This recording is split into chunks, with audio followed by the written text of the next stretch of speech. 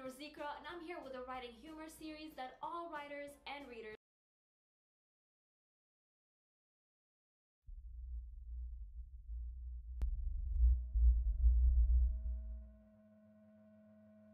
This happened only a couple of months ago, so I'm still quite on edge. I had a group of friends that lived about an hour and a half away from me, and I would frequently go hang out with them. The drive never really bothered me, but after this particular night, I dread it. I first noticed the car about 20 minutes into my trip home. It was about 2 a.m., so not many cars were on the road. This guy was practically riding my bumper, which I thought was strange because there were no other cars out. I quickly wrote it off and tuned back into my music. The time on the freeway is about 55 minutes, and he was behind me the entirety of it. When I saw he was getting off at the same exit, I got a little anxious, but I told myself I was just being paranoid. I was heading home as I normally would until I noticed that this car was making every turn right behind me. I started turning down random roads to test my theory of them following me, and just as I suspected, they were trailing behind. I stopped going towards my house and started driving randomly, trying to think of what to do. I tried whipping down roads at the last second, but that didn't work. I was driving through red lights and stop signs because I was scared of what would happen if I stopped. I was so desperate at this point, so I called the police and told them I was being followed for over an hour. I gave them a description of the car and my location. The dispatcher told me to drive to the police station and there would be officers waiting in the parking lot. As soon as I turned into the parking lot, the car sped off. One of the police cruisers immediately flipped on their lights and followed them. I stayed at the station and gave my statement, but I never got a call or anything like that. After that night, I only drive during the day. I don't want to know what would have happened if I were to go home.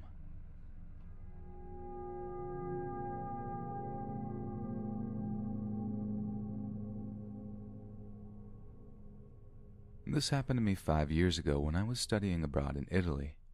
The school year had ended, so my friend and I, both women, decided to travel to the Italian seaside. We went to a really cool little city called Paestum. Creepy experience aside, a beautiful place to visit, and I recommend going there if you ever have the chance. After visiting the Greek ruins that stand there, we made our way to the beach to get some sun and relaxation. When we arrived, we passed by a group of 4 men. When we walked by them, they all stopped talking and stared at us as we went by. That was the last interaction we had with them, but it put us on edge. To get some space from them, we walked a fair distance until we found a nice private area. Aside from the group of men, my friend and I were the only 2 people on the beach. After tanning for not too long, maybe 15 minutes, I noticed a man walk down the shore in front of us, not from the group from before. He glanced up at us and kept walking. I didn't think anything of it until he turned back, walked past us again, and continued this for a while until he sat down about 10 feet in front of us, facing the beach. He could have sat anywhere else on the empty beach, but of course he decided to sit in front of us. My friend and I were both creeped out at this point, but hadn't been to the beach in months and decided to ignore him and hope that he goes away. We were too hopeful. Eventually he came up to us and started to speak to us in Italian. We pretended we couldn't understand him, so he continued in broken English. I told him to leave us alone, that we were not interested in talking to him. He started to walk away, but before leaving he took a photo of our butts on his phone. We had been lying on our stomachs and in bikinis. I jumped up and told him to delete it immediately, but he just hurried away and I didn't feel like chasing after the creep. I felt violated, but relieved he had left. After that, we were in a bad mood and decided to just give up on the beach. We walked back to the small town and went to a bar to have a drink. Once again, we were the only people, with the exception of a female bartender. Sitting on the patio, we finally started to relax when a disgusting-looking red sedan pulls up in front of the patio and sits there with the engine running. My friend and I look at each other, dread setting in. After a few minutes, the car pulls away and we hope it was just a random person. 5 minutes later, the car returns. This time, the window rolls down and the same man from the beach starts to shout something at us. My temper flared up and I shouted something stupid. All he did was laugh and then sped away. Not long after that, he returned and stared at us with the creepiest smile on his face. I got up and got the bartender. When he saw this, he drove away and didn't return. My friend and I wanted to just go back to our hotel at this point. The bartender asked us if we wanted her to walk us to the train station, a 30-minute walk through wheat fields over dirt roads. We declined, thinking he had been scared off and that we were okay to walk back. We were wrong. After walking down the quiet dirt road, we hear a car pull up behind us. We look back, and lo and behold, it was the red sedan. Not knowing what to do, we keep our eyes down as he followed us and just kept walking. Fortunately for us, a tourist bus drove down the road. In the sedan's attempt to avoid the bus, he accidentally sideswiped it and then zoomed off to avoid dealing with that situation. We were so happy to finally be rid of him. We walked another 10 minutes down the road. When we start to approach a fork where we were going to turn left. On the fork to the right, there were a few trees and a shaded area underneath. As we got closer, we saw the red car parked under the trees facing our direction. My stomach dropped to my knees. He had been waiting for us, and now maybe blamed us for the accident. We didn't have anywhere to hide and nothing to protect ourselves with, and there was no reception to call for help. I remember the awful feeling when he pulled out of his spider hole and started driving down the road towards us. All of a sudden, another car came down the road from the opposite fork. Terrified and with no other options, we ran in front of the new car and started waving our arms for it to slow down. The driver stopped, and in our poor Italian, we asked for a help and a ride to the train station. The driver was the owner of a local hostel and gave us a ride back to the train station in the opposite direction he had been headed in. I don't know what higher power exists, if there even is one, but we were saved that day from something that could have been very bad.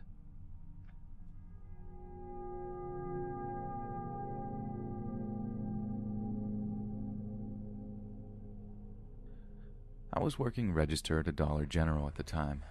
I had a steady flow of customers, so I was fairly busy.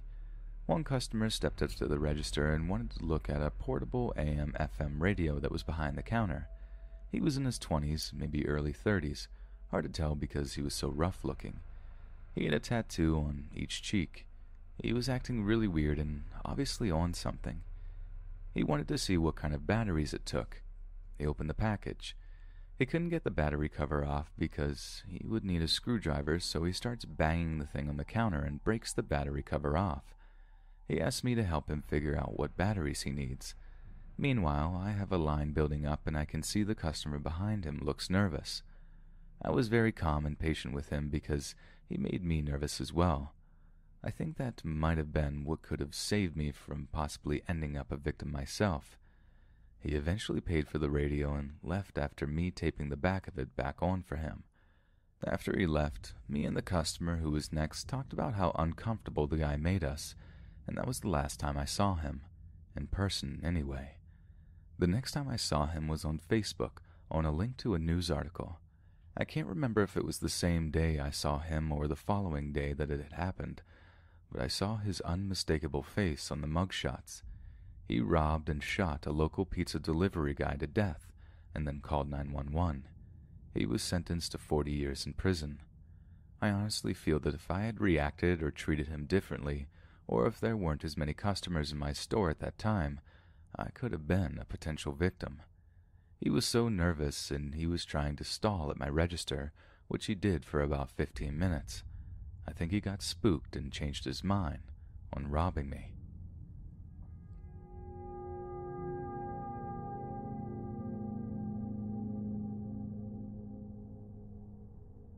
This story seems like the perfect place for one of my grandmother's "things were very different in the 50s" stories.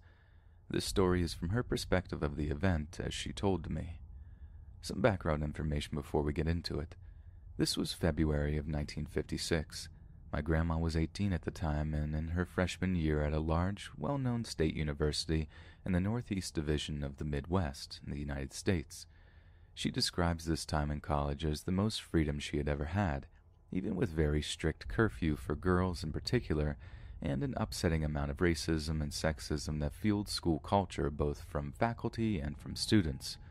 The school also had a very secretive approach to matters of crime on campus.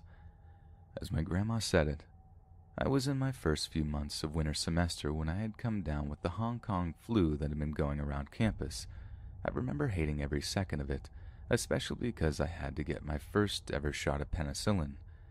We had a lot more space on campus than there is now, so in order to prevent my roommate from getting sick, they had me boarding in the convalescent room that was on the first floor of my actual dorm room, only in a new wing that was still having the finishing touches added to it.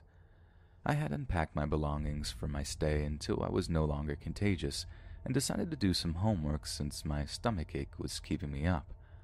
From my room, I could see maintenance workers doing their jobs and getting the additional rooms ready due to the fact that the flu was running rapid on campus and there was going to be a greater need for convalescent rooms for students to recover in without getting others sick.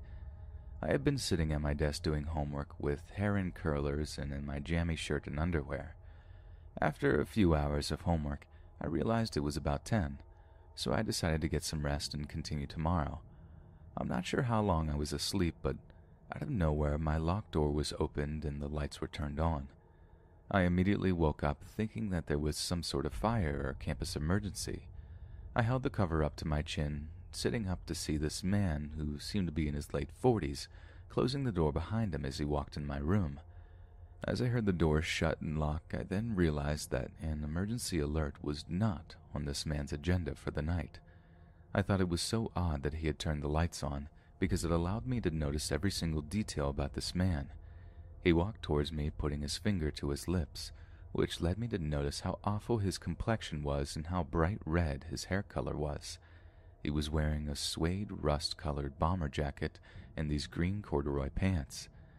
As he was walking towards me, the only thought that could form in my brain was how I was not about to let this man see me in my jammy shirt and undies. He seemed to walk towards me in slow motion. As he got near me, I realized he was carrying an unusually sharp screwdriver with him. For some reason, in my panicked state, all I could think about was him seeing me in my jammy shirt and underwear, so I decided to engage with this man. "What are you doing here? I'm very sick. You're going to get sick." "Just be quiet and you won't get hurt." At this point, he is right beside me in a twin-size bed, holding the screwdriver to my throat. I held the covers as close to my face as possible because, my jammies. I kept going on about my Hong Kong flu, saying that he was going to get sick, when all of a sudden he snapped at me, pushing harder into my neck with his screwdriver. He interrupted my speech on contagious airborne illnesses with a harsh, "Shut up, you stupid little girl. Be quiet and let me see your body." I don't know why, but for some reason I decided to stay on course with my original strategy of not screaming, but instead just talking his ear off about all the different ways he could be getting sick right now, and how that would be such a shame. He looked at me with this puzzled look on his face as to why I wasn't letting him get a single word in of his shut-up interjections, regardless of how many times he threatened me. I then noticed his grip on me began to slowly loosen, and he eventually made his way walking backwards before dashing out of my room. I know for a fact that I had heard him exit through the fire door next to me, but found it odd that the alarm hadn't gone off. At that moment, the seriousness of the situation flooded me and I burst into tears, running and screaming towards the RA who had been napping in the office. From there, the campus police were called, but because of their blatant disregard for my account of the events, they told me I was being hysterical and that it was only a bad dream. As soon as I told them that he had escaped through the fire door, but the alarm hadn't gone off, my story was chalked up to me being over-emotional over a bad dream. I didn't expect to hear anything else regarding this, and I hadn't told my parents out of fear that they wouldn't let me finish for my degree.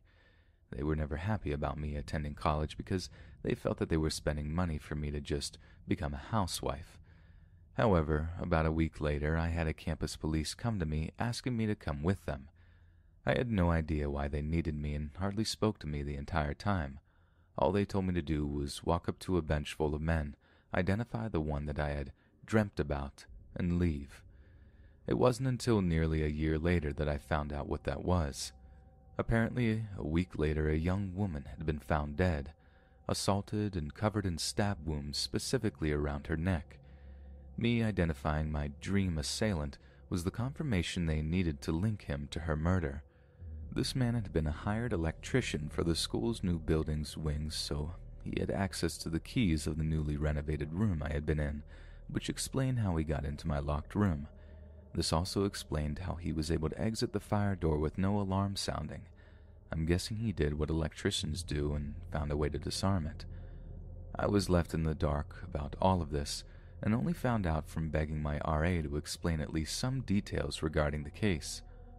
All I know now is that this man was found guilty and was sent to the state hospital for the criminally insane.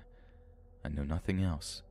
Looking back, I guess I was lucky that, in the moment, my only concern was that I didn't want this man to see me in my jammies.